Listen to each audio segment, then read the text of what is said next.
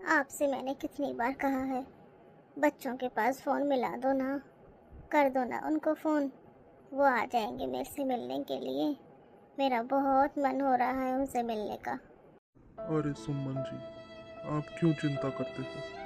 मैंने उनके पास फ़ोन कर दिया है, आ जाएंगे वो। आप आराम करो।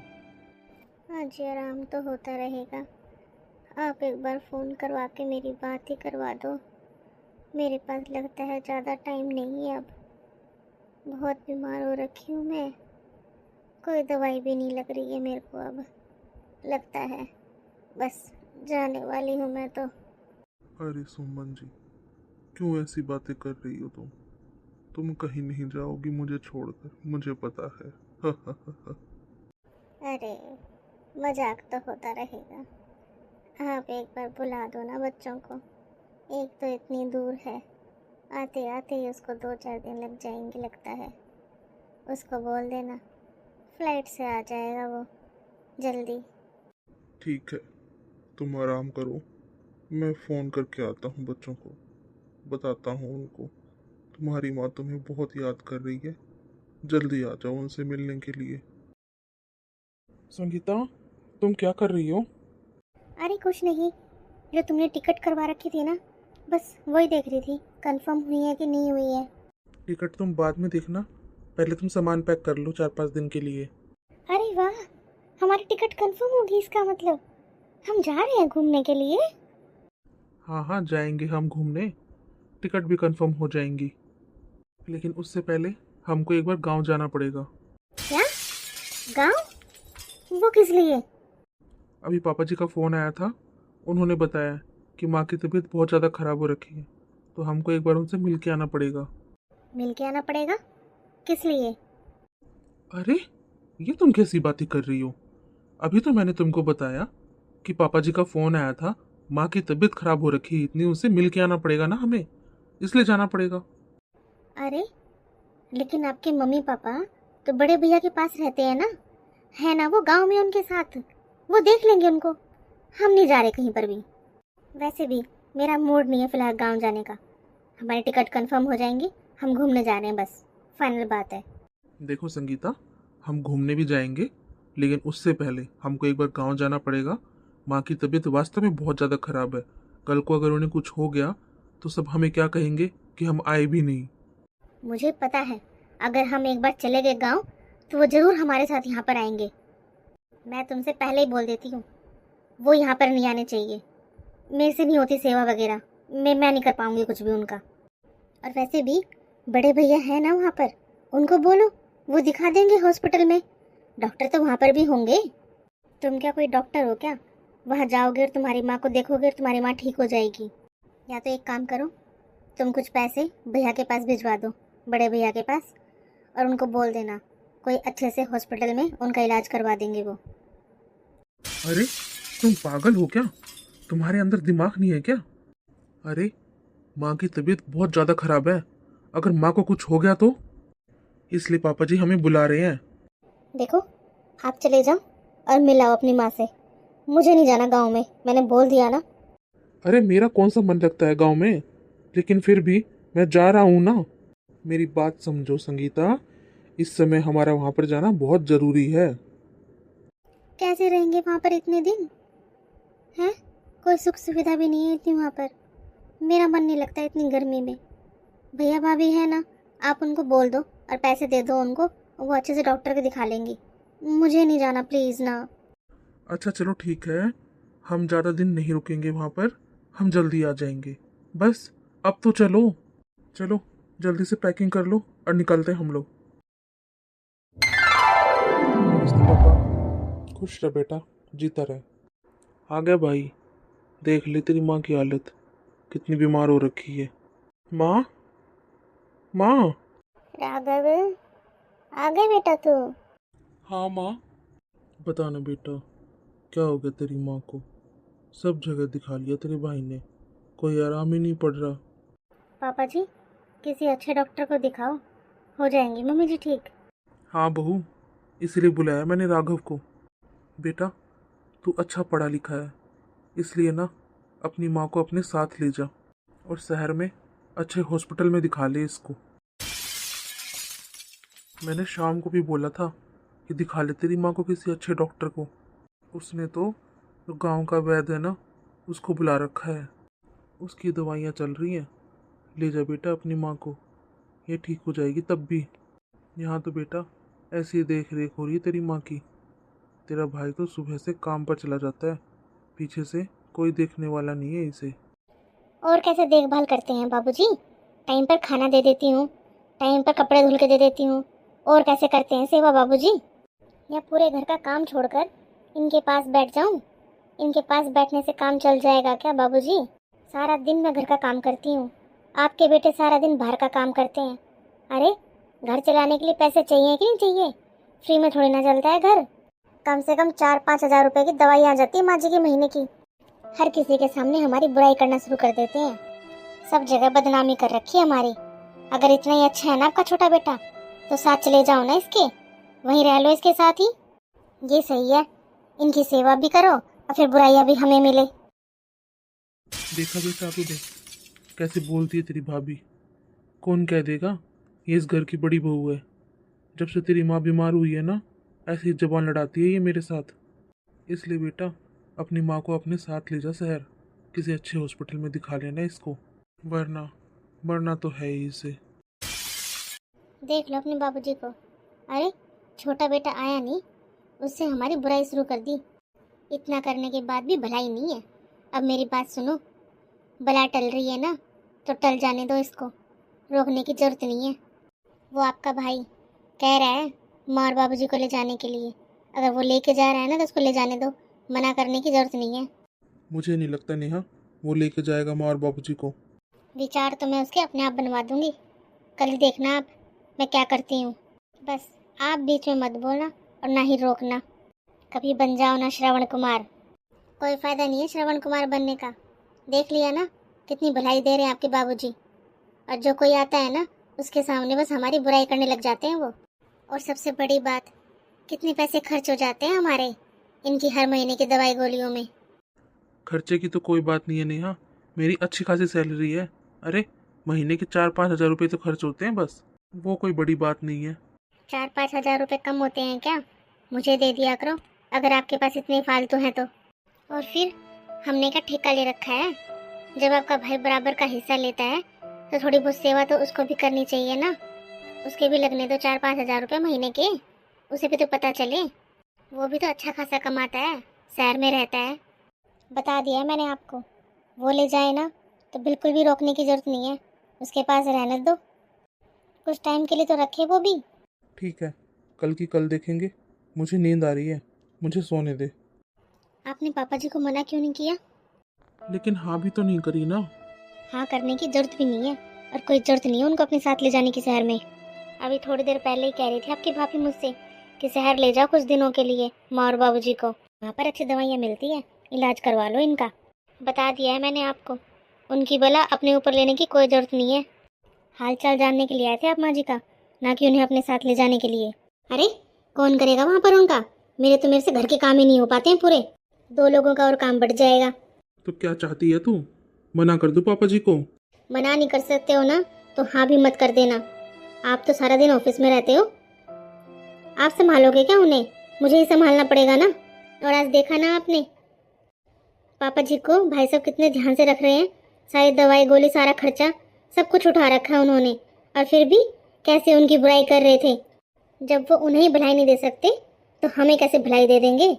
ठीक है, कल की कल देखेंगे। अब चुप हो जा, तेरी आवाज़ बाहर तक जा रही होगी, इतना तेज बोल रही है। हाँ तो मेरी बात सुनो, आप भैया को कहना जो दवाई गोली का खर्चा है वो आप दे दोगे, लेकिन वो यहीं पर रखे माँ जी को। हाँ मैं जानती हूँ आप उनके बेटे हो, आपका कोई फ़र्ज है। मेरे अंदर भी इंसानियत है, इसलिए मैं कह रही हूँ आपको जो भी खर्चा है ना भैया का और आपका, आप आधा आधा बांट लो दोनों जने, और दोनों जने मिल के कर लेना। मैं बस माँ जी को ले जाने से मना कर रही हूँ, उन्हें मत लेकर चलिए। समझ रहे हैं ना आप मैं क्या कह रही हूँ? आप पैसे से मदद कर दीजिए, लेकिन साथ में लेकर मत चलिए। पापा जी, मेरे को ऑफिस से ना इमरजेंसी कॉल आई है। मेरे को आज ही ना वापस जाना होगा, आज ही निकलना होगा मेरे को शहर के लिए। तो हाँ बेटा, कोई बात नहीं। बहू, तू तैयार कर ले तेरी माँ जी को। नहीं नहीं पापा जी, माँ जी की तबीयत कितनी ख़राब है ना, तो ऐसी हालत में मैं कैसे लेके जाऊँ उनको? ऐसे ही नहीं लेके जा सकते ना। जहाँ इनका इलाज चल रहा है उस डॉक्टर से भी तो बात करनी पड़ेगी ना। और वहाँ पर मुझे कुछ ज़रूरी काम है ना, फिर मैं ऐसे कैसे लेके चला जाऊँ? मुझे तो आज इमरजेंसी में जाना पड़ रहा है ना। लेकिन बेटा, तेरी माँ की तबीयत कितनी ज़्यादा ख़राब है कि यहाँ पर ठीक नहीं होगी। इसे शहर में दिखाना ज़रूरी है। हाँ देवर जी, बाबूजी सही कह रहे हैं। माँ जी को शहर दिखाना ही पड़ेगा। यहाँ पर तो हम लोग दिखा ही रहे हैं ना, लेकिन कोई आराम ही नहीं हो रहा है इनसे। उन दवाइयों का कुछ असर ही नहीं हो रहा है इनके ऊपर। शहर ले जाओ इन्हें और अच्छे से हॉस्पिटल में दिखा दो। भाभी, शहर का तो नाम है, डॉक्टर तो यहाँ पर भी है ना अच्छे, जो अभी इलाज कर रहे हैं माँ जी का। तो वो क्या डॉक्टर नहीं है क्या? उसने भी तो पढ़ाई लिखाई कर रखी होगी ना। अरे, शहर में तो पैसे लेते हैं फालतू में। आपकी सारी बात सही है दीदी, लेकिन अभी इनके ऑफिस से इमरजेंसी कॉल आई है, तो इनको अभी फ़िलहाल तो जाना पड़ेगा। हम लोगों को आज ही निकलना पड़ेगा। हम लोगों ने बाहर घूमने की टिकट बनवा रखी है और वो हमारी कंफर्म हो रखी है, और हमें बाहर घूमने के लिए जाना है। हमने सारा प्लान कर रखा है, सब कुछ बुक कर रखा है, होटल वगैरह सब कुछ। तो हमारा कितना खर्चा लगा है सारा ऐसे वेस्ट चला जाएगा। हम वो कैंसिल भी नहीं कर सकते हैं। वैसे शर्म तो नहीं आ रही होगी तुझे ये सब बोलते हुए? अरे, यहाँ सास इतनी बीमार पड़ी है, मरने को रखी है, और तेरे को घूमने की लग रही है? यहाँ इनका इतना नहीं पता ये आज की है कि कल तक की है, और तुझे घूमने जाना है? भाभी, अगर इतनी तबीयत खराब है माँ की, तो ये जो 1 दिन की या 2 दिन की कह रहे हो आप, तो शहर में डॉक्टर को दिखाने का क्या फ़ायदा फिर? मैं जानता हूँ भाभी, आपका माँ की दवाई और गोलियों की वजह से ना बहुत खर्चा होता है। तो मैंने अब फैसला कर लिया है कि माँ की गोली दवाइयों का जो भी खर्चा होगा ना, वो मैं दूंगा। ऐसा है देवर जी, हमें पैसों का रोब दिखाने की कोई जरूरत नहीं है। अगर ज़्यादा ही पैसे हो रखे हैं ना, तो एक नौकरानी छोड़ दो यहाँ पर, कर लेंगे आपके माँ बाप की सेवा यहाँ पर वो। मैं कोई नौकरानी नहीं हूँ आपकी। बस करो तुम दोनों।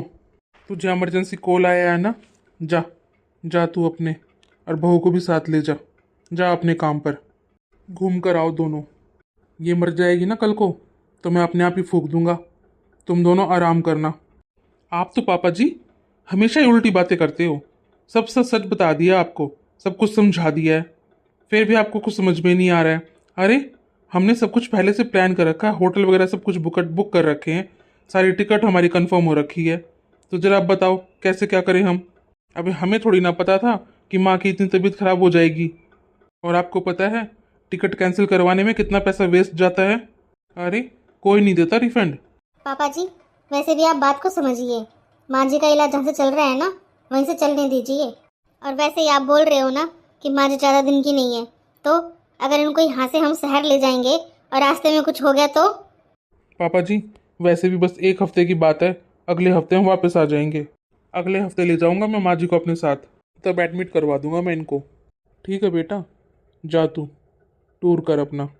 बुढ़ापा ऐसी चीज़ होती है बेटा, बूढ़े आदमी से हर कोई बचना चाहता है। वो कहते हैं ना बेटा कि माँ बाप 10 बच्चों को पाल देते हैं, लेकिन 10 बच्चों पर माँ बाप भारी पड़ जाते हैं। बस इसलिए इसलिए यहाँ आने का मन नहीं करता मेरा पापा जी। आपके तो नखरे ख़त्म नहीं होते हैं। अरे, आपको सच बताओ तो परेशानी, झूठ बोलो तो परेशानी, बस अपनी अपनी गाथा गाते रहते हो। अरे, दूसरों की भी तो परेशानियों को समझा करो। अरे रहने दो जी, इन्हें जाने दो। बीमार आदमी सब पर भारी हो जाता है। काश भगवान ने हमें भी एक बेटी दी होती, तो आज वो हमें संभाल लेती। अरे, तू चिंता मत कर, मैं हूं ना, मैं करूंगा तेरी सेवा। तू चिंता मत कर बिल्कुल भी। देवर जी, यहाँ बैठते हैं सारे जने और बात करते हैं। हाँ भाभी, बोलो। देवर जी और छोटी, तुम दोनों मेरी बातें ध्यान से सुनो और समझो। अरे, ये घूमना फिरना कैंसिल करो, क्योंकि मुझे नहीं लगता जब तक तुम लोग घूमकर वापस आओगे माँ जी जिंदा मिलेंगी तुमको। दीदी, हमें तो 6 महीने हो गए सुनते सुनते कि माँ जी मरने वाली है, माँ जी 1-2 दिन की मेहमान है, या माँ जी बीमार है, लेकिन 6 महीने से कुछ नहीं हुआ उनको, ठीक है वो बिल्कुल। तो 1 हफ्ते में क्या ही हो जाएगा। भाभी, संगीता सही कह रही है, कम से कम 6 महीने हो गए माँ को ऐसे बिस्तर पर पड़े हुए। 6 महीने से तो उन्हें कुछ नहीं हुआ, तो 1 हफ्ते में क्या हो जाएगा भाभी, लेकिन हमारा नुकसान जरूर हो जाएगा। राघव, सही कह रही है तेरी भाभी। भैया, आप समझ नहीं रहे हो, मेरा बहुत नुकसान हो जाएगा। आज माँ और बाबूजी से बड़ा तेरे लिए पैसा हो गया। माँ और बाबूजी ने हमेशा मुझसे ज़्यादा तुझे प्यार किया राघव। जब तू हॉस्टल में था, तूने सोचा है माँ और बाबूजी कैसे इंतजाम करते थे तेरे पैसों का? अरे, कितनी बार घर में चटनी रोटी बनती थी, बस इसलिए कि तेरी फीस टाइम पर पहुंच जाए। हम सब घर में चटनी रोटी खाते थे, लेकिन जब तू आता था ना, तो माँ नए नए पकवान बनाती थी। भाई, मैं जानता हूँ आप क्या कहना चाहते हो। आप बस यही जताना चाहते हो ना कि आपका कितना खर्चा हो रहा है। तो भाई, आप मुझे एक लिस्ट बनाकर दे दीजिए, जो भी खर्चा है मैं पैसे दे दूंगा आपको। वाकई में छोटे, तू बहुत बड़ा हो गया है। तो सुन, मुझे तेरे पैसे नहीं चाहिए। तू बस माँ को अपने साथ ले जा शहर में और अच्छे हॉस्पिटल में एडमिट करवा दे। बस तू माँ का इलाज करवा दे। और तू पैसों की धौंस दिखा रहा है। भाई, पैसे तो मैं दे दूंगा तुझे। मेरे पास जो ज़मीन जायदाद है ना मेरे हिस्से की, वो तू ले ले। तू बस माँ को अपने साथ ले जा और उन्हें ठीक करवा दे राघव। भैया, आप समझ नहीं रहे हो। अरे, शहर में रहना बहुत मुश्किल होता है। छोटे छोटे घर होते हैं। शहर में हमारा रहना इतना मुश्किल है, तो हम कहाँ रखेंगे माँ और पापा जी को। संगीता, जब दो भाई बात कर रहे हैं आपस में, तो तुझे बीच में बोलना जरूरी है क्या? अरे, मैं तुझसे कितनी बड़ी हूँ, लेकिन मैं भी कुछ नहीं बोल रही हूँ। आप क्यों बोलोगी दीदी? ये सारा का सारा रायता जितना फैला रखा है, वो सब आपने फैला रखा है। आप तो अब चाहती ही हो ना कि माँ और बाबूजी यहाँ से चले जाएं और आप शांति से रह लो। संगीता, ये कौन सा तरीका है अपनी जेठानी से बात करने का? भाई, संगीता सही कह रही है। आप लोग यही चाहते हैं ना कि माँ और बाबूजी यहाँ से चले जाएं, और आप अपनी बला हमारे ऊपर टालना चाहते हो। तेरी हिम्मत कैसे हुई ये सब बोलने की? तू अभी के भी निकल जा यहाँ से। मैं अपने आप संभाल लूंगा मेरे माँ बाप को। निकल यहाँ से और दोबारा झांकना मत यहाँ पर। चलो संगीता, चलो यहाँ से। अब मैं क्या करूं अगर नहीं लेकर गया तो वो? अरे, मैंने तो खूब जोर लगा दिया। अब ना ही लेकर जाए तो अब मैं क्या करूं? नेहा, ना चाहते हुए भी हमको ये करनी पड़ेगी अब इनकी सेवा। बड़ा हूं, झेलना ही पड़ेगा। ठीक है, अब तो हम झेल लेंगे, लेकिन मैं आपको बता रही हूँ, जो आपका भाई आ जाता है ना ये होली दिवाली मनाने के लिए अपने बच्चों को लेकर, आइंदा इस घर में झांकेगा नहीं वो। और अपने बाबूजी को भी समझा देना, जैसे ही वो आया उसके सामने आपकी बुराई करने लगे। कोई भी आ जाता है उसके सामने बस हमारी बुराई करने लग जाते हैं। बता देना उनको, रहना है तो ढंग से रह लें। और मेरी बात मानो तो अपनी माँ को किसी सरकारी हॉस्पिटल में एडमिट करवा दो। सही कह रहा था राघव, 6 महीने से ऐसे बिस्तर में पड़ी है तुम्हारी माँ। अब तक कुछ नहीं हुआ तो आगे भी क्या होगा क्या पता। देखो जी, मुझसे तो और ज़्यादा सेवा होती नहीं है, इससे ज़्यादा मैं नहीं कर सकती। वो भी तो इन्हीं का बेटा था ना, जब उसको शर्म नहीं आई तो हम क्यों करें शर्म। देखो, किसी से सरकारी अस्पताल में बात करो और अपनी माँ को वहाँ पर दाखिल करवा दो। अरे, मेरे पास इतना टाइम नहीं है जो मैं इन्हें अस्पतालों में लेता भागता फिरूं। सुबह निकलता हूँ घर से और शाम को आता हूँ, और आते ही तुम शुरू हो जाती हो। कितना ही समझा लूं, धर्मात्मा बेटा है बिल्कुल ही, श्रवण कुमार है बिल्कुल, नहीं समझेंगे। और कलयुग है ये, तो इनको थोड़ी ना पता है, चाहे किसी का कितना ही कर लो, कोई भलाई नहीं देता आज के टाइम में। बाबूजी, कुछ है आराम माँ जी के? माँ, हाँ बेटा। देख लिया तूने अपने छोटे भाई को? उसके लिए माँ जरूरी नहीं है। माँ चाहे जिए चाहे मरे, उसे तो बस अपनी बीवी को घुमाना है। हमारे लिए तो बेटा तू ही है, जो भी है। आखिर संभाल तो रहा है तो अपनी माँ को, और एक वो नालायक। कोई बात नहीं बाबूजी, वो तो है ही बेशरम। बेटा, वो डॉक्टर आया था तेरी माँ को देखने के लिए। वो कह रहा था कि इन्हें एम्स में एडमिट करवा दो, ये ठीक हो जाएंगे वहाँ पर। वो बता रहा था उसके पापा की तबीयत भी ठीक हो गई वहाँ पर जाकर। वहाँ पर बहुत अच्छे डॉक्टर हैं, वहाँ अच्छे से इलाज होता है। किस तरह ले जाऊँ बाबूजी? सुबह निकलता हूँ घर से, शाम को घर में आता हूँ। कहाँ टाइम है अभी मुझे? मेरी सरकारी नौकरी नहीं है बाबूजी। आपने अगर मेरे ऊपर थोड़ा ध्यान दिया होता, मेरे ऊपर थोड़ी मेहनत करी होती, पढ़ाया लिखाया होता, तो आज मेरी नौकरी भी अच्छी होती। मैं एक कंपनी में काम करता हूँ, वैसे ही माँ की वजह से 1 महीने में मेरी कई सारी छुट्टियाँ हो गई हैं। अब अगर छुट्टी लूँगा ना मैं, तो बाबूजी वो 1 मिनट में मुझे नौकरी से निकाल देंगे। मेरी बात सुनो, महीने 20 दिन रुक जाओ आप, थोड़ी सी सर्दी कम हो जाने दो, फिर देखूंगा मैं, फिर दिखाता हूँ मैं माँ को। कैसी बात कर रहा है बेटा तू? तुझे लगता है तेरी माँ महीना 20 दिन भी निकाल देगी? बाबूजी, आपको भी अगर पता है कि माँ महीने 20 दिन की भी नहीं है, तो डॉक्टर डॉक्टर क्या करेंगे इसमें? खाम खा माँ का तो जाना ही है, मेरी नौकरी भी चली जाएगी। फिर आप बताओ कैसे चलाऊंगा मैं इस घर को? तू बस एक काम करवा दे बेटा, तेरी माँ को ना हॉस्पिटल में एडमिट करवा दे। मैं रख लूँगा उसका ध्यान, मैं रह लूँगा उसके पास, मैं देखभाल कर लूँगा उसकी। बस तू है ना 1 दिन का टाइम निकाल ले बेटा। आप तो ना बाबूजी बिल्कुल ही जिद करके बैठ जाते हो, आपको तो बस माँ दिखाई दे रही है। अरे दुनिया में सबके माँ बाप मरते हैं, एक उम्र के बाद मरना ही होता है। आपको क्या लगता है बाबूजी, मैं नहीं चाहता कि मेरी माँ ठीक हो, लेकिन मैं भगवान थोड़ी ना हूँ, मैं कैसे ठीक कर दूँ माँ को? उम्र हो रखी है माँ की, इसे तो मरना ही है। इसके पीछे क्या मैं घर बार छोड़ दूँ अपना, सब कुछ ना देखूँ, सब त्याग दूँ, सारी चीज़ों में आग लगा दूँ बस? एक पे तो आपका जोर चलता नहीं है, देख लो, छोड़ गया ना वो, नहीं लेकर गया ना वो, जिसका आपने पूरी जिंदगी भर किया, वो एक दिन के लिए भी नहीं लेकर गया आपको। बस मेरे ऊपर ही जोर चलता है आपका, घर परिवार सारी चीज़ों की आग लगा दूँ बस मैं, है ना? बीवी बच्चे सबको मार देता हूँ, बस माँ के पास बैठा रहता हूँ। इतना कर सकता हूँ मैं तो, जितना कर सकता हूँ उतना कर रहा हूँ बाबूजी, मैं आपको मना नहीं कर रहा हूँ। अभी आप महीना 20 दिन रुक जाओ, मैं अस्पताल में ले भी जाऊँगा और इनको दाखिल भी करवा दूंगा। बस फिलहाल अभी मेरे पास टाइम नहीं है। फूफा जी, नमस्ते फूफा जी। अरे बंटी बेटा, कैसा है तू? ठीक हूँ फूफा जी। हाँ फूफा जी, वो मम्मी ने बताया था कि बुआ जी की तबीयत बहुत ज़्यादा ख़राब है, बस बुआ जी से मिलने आया था। फूफा जी, मेरी बात मानो तो बुआ जी को किसी अच्छे हॉस्पिटल में एडमिट करवा दो, हो सकता है बुआ जी ठीक हो जाए। कौन दाखिल करवाएगा बेटा, हम तो बे औलाद हैं। क्या हो गया फूफा जी, ऐसे क्यों बोल रहे हो? राघव भैया और श्याम भैया हैं ना, हमारे लिए तो बेटा दोनों ही मरे बराबर हैं। भूल गए वो अपने फर्ज? एक तो अपनी बीवी को टूर कराने के लिए गया है, और दूसरा कह रहा है कि महीने 20 दिन रुक जाओ, फिर दिखाऊंगा।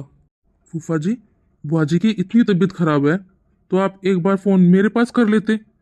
आपको पता है फूफा जी, पापा जी को भी नहीं पता है कि बुआ जी की इतनी तबीयत खराब हो रखी है। पापा तो सारा दिन खेत में लगे रहते हैं, और माँ माँ सारा दिन घर के काम में लगी रहती हैं। हम सबको तो बस यही लगा शायद सर्दी सर्दी हो रखी है, तो उसकी वजह से शायद तबीयत खराब है। कोई बात नहीं, ठीक हो जाएगी। लेकिन हमें नहीं पता था फूफा जी कि बुआ जी की तबीयत इतनी ज़्यादा खराब है। कोई बात नहीं फूफा जी, मैं लेकर चलता हूँ बुआ जी को, मैं एडमिट करवाता हूँ। मैं भी तो आपका बेटा ही हूँ ना, आपने हमेशा बेटे जैसा प्यार दिया है मुझे। तो गाड़ी लेकर आया बेटा? नहीं फूफा जी, मैं तो बाइक लेकर आया हूँ। मैं ना कैब बुक कर देता हूँ ऑनलाइन, फिर उसमें चलते हैं। अच्छा। एक बात सुन ले कान खोल कर बंटी, लेकर तो जा रहे हो इसे अपनी जिम्मेदारी पर, लेकिन पूरा ध्यान रखना अगर जिम्मेदारी उठा रहे हो तो, ना तो अच्छा नहीं है उठाना। फिर ये नहीं कि एडमिट तो करवा दिया और खर्चा पानी लेने के लिए फिर इधर आगे मांगने के लिए। फिर अपनी बुआ को अपने घर ही ले जाना, मैं नहीं घुसने दूंगी अपने घर में। कान खोल कर सुन ले। मुझे कोई ज़रूरत भी नहीं है बुआ जी को वापस भेजने की, मैं अपने घर में ले जाऊंगा बुआ जी को, वो घर भी इनका ही है। अगर मेरे पापा को पता चला ना बुआ जी की इतनी तबीयत खराब हो रखी है, वो आप सबको ठीक बना देंगे। ऐसा है, बोलना आसान है और करना मुश्किल होता है। बहुत बड़ी बड़ी बातें आ रही है ना तुझे, ले जा और कर सेवा पानी। बहू, शर्म आती है तेरे को थोड़ी बहुत? है तुम लोगों को दिखाना नहीं है, ना ही तुम्हारे पास टाइम है। अब ये लेकर जा रहा है दिखाने के लिए, तो क्या परेशानी है तुझे? बाबूजी, ये तो हमारी बेइज्जती करवा रहे हो आप। अरे ये कौन है? हैं? ये सगा है क्या आपका? दो दो बेटे छोड़कर आप इसके साथ जा रहे हो हमारी बेइज्जती करवाने के लिए? क्या क्या कहेंगे पड़ोसी और मोहल्ले वाले? अरे टाइम पे रोटी दे देती हूँ, टाइम पे कपड़े धुल के दे देती हूँ, बताओ क्या कहाँ कसर छोड़ दी मैंने? हर महीने दवाई गोली आ जाती है तुम्हारी, फिर भी इतनी बेइज्जती करवाओगे क्या हमारी? बहू, इसे अस्पताल में दाखिल करवाना जरूरी है। भाभी, अगर आपको लोगों की इतनी परवाह है ना, तो आप एडमिट करवा दो बुआ जी को ले जाकर, मेरी कोई जरूरत नहीं है। ठीक है, एक काम कर, जा ले जा, ले जा अपनी बुआ को साथ में और फूफा को भी साथ में ले जा। चल, लेकिन उल्टा लेकर मत आ जाना इनको यहाँ पर। अब तक मैंने सोचा था कि मेरी बेटी नहीं है, बहू ही मेरी बेटी है, लेकिन तूने तूने तो आज सारी हदें पार कर दी।